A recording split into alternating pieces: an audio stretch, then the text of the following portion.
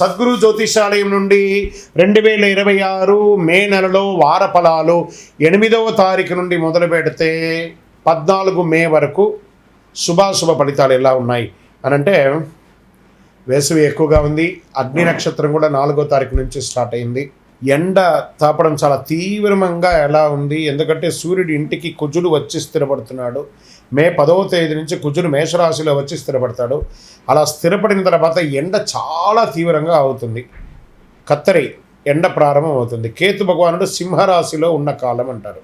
ఈ గ్రహ సంయోగం 12 స్థానంలో ఉంది. ఈ సమయంలో చంద్రుడు అనురాధ నక్షత్రంలో తన ప్రయాణాన్ని ప్రారంభించి ధనిష్ట నక్షత్రంలో ముగిస్తాడు. ఈ నెలంతా కూడా చంద్రుడు భాగ్యస్థానానికి వెళ్తున్నాడు.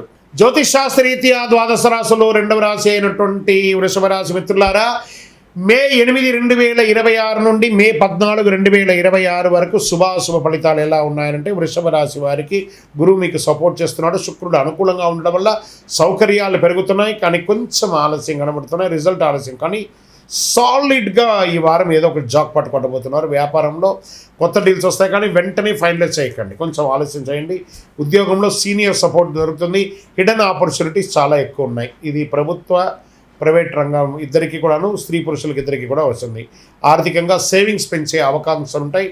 ఫ్లో సాలిడ్గా వస్తుందని కూడా చెప్పచ్చు. కుటుంబంలో మనశ్శాంతి ఉంటుంది. ఒక మంచి శుభవార్త వింటారు.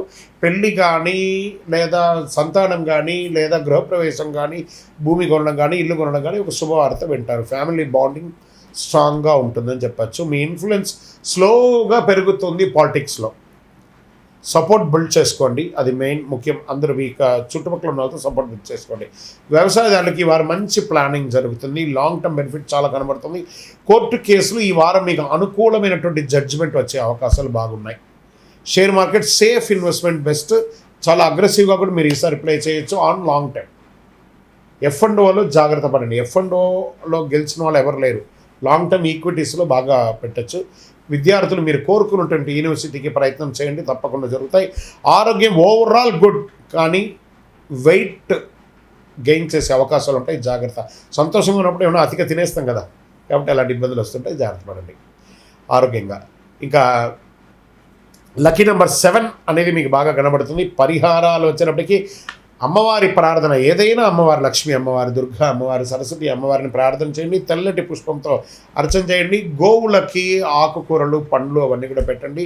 పేదలకు దానం చేయండి. మంచినీళ్ళు పెట్టండి. చలివేంద్రాలు ఏర్పాటు చేయండి, చాలా బాగుంటుంది. ఇది చేస్తే ఫైనాన్షియలీ స్టేబిలిటీ ఉంటారు. మీ యొక్క వ్యక్తిగత జాతకం తెలుసుకోవాలనుకుంటే మీ పరిసర ప్రాంతాల్లో ఉన్నటువంటి గురువులను సంప్రదించండి. లేదా గురుగారు మీ ద్వారానే మేము జాతకం తెలుసుకోవాలనుకుంటున్నామనంటే మీ పేరు, date of birth, time of birth, place of birth మా యొక్క డిస్ప్లేలో కనబడుతున్నటువంటి నెంబర్కి వాట్సాప్ చేయండి, కాల్ చేయండి. మీ అపాయింట్మెంట్ ఫిక్స్ చేసుకోండి. విజయోస్తు. జ్యోతిష్ శాస్త్రం అనేది పడుతున్న వర్షానికి ఒక గొడుగు మాత్రమే, కానీ జ్యోతిష్యం జీవితం కాదు.